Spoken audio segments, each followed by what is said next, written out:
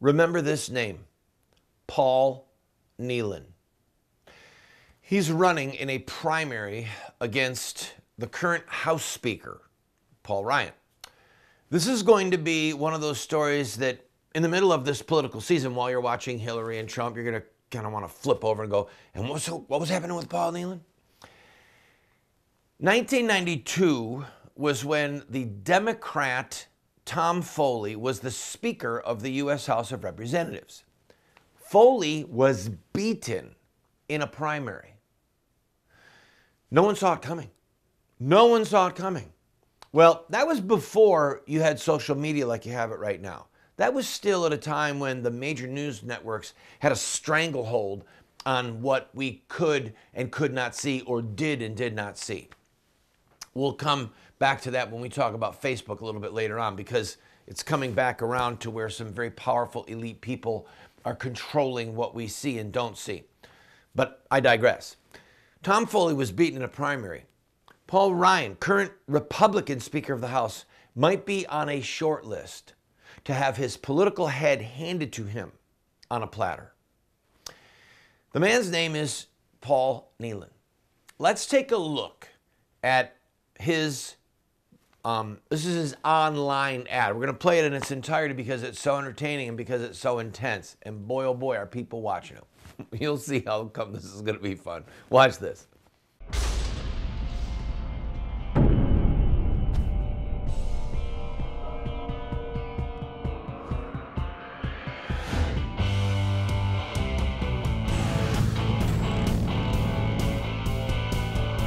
This bike was built in Wisconsin.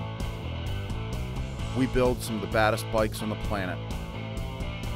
Before Paul Ryan went to Washington, Wisconsin was a manufacturing powerhouse. Now, not so much.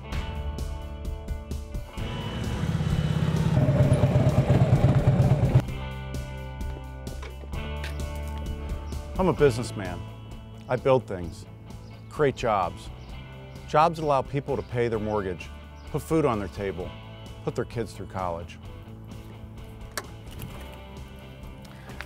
TPP is a job killer. It's going to kill American manufacturing. Mr. Speaker, you championed this trade deal. Why don't you come back to Wisconsin and debate me man to man, face to face, on the realities of TPP? And if you don't want to debate me, maybe we can arm wrestle.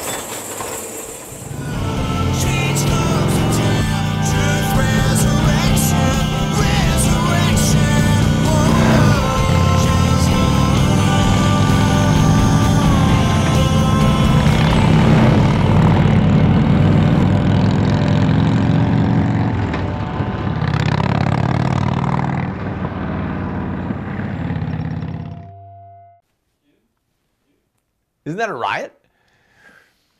So this is a man's man. He's a businessman, and he's challenging Paul Ryan to arm wrestle. That was brilliant on his part, because there's just too many reporters that won't be able to resist to ask the speaker, so are you going to arm wrestle him? Well, as we're going to see in the next segment, Sarah Palin is all in to take Paul Ryan out. Now here's the question, and this is what I don't know. Paul Ryan is a fairly popular fella in Wisconsin. What we don't know is if people are soured on him. All right? He stayed out thus far of the Republican presidential primary battles, but he refused after Trump became the clear winner. He has still refused to endorse Trump. Now, this is a problem because Paul Ryan is the chairman of the upcoming Republican National Convention. Wait a minute. This convention has always traditionally been for the coronation of the Republican nominee. The chairman of the convention is there to help, support, to serve, to assist the Republican nominee. And now Paul Ryan is saying that he won't help? Or actually, that he won't yet endorse Trump? Whoa, whoa, whoa, what's that about? Is this about the 2 former President Bushes refusing to endorse Trump? Is this about Jeb Bush, Lindsey Graham? What's this about? Well, I'm not quite sure yet. I've got some ideas, but this I know. There is a very intense woman from Alaska who has vowed to jump into Paul Ryan's life, and it is not going to be pretty.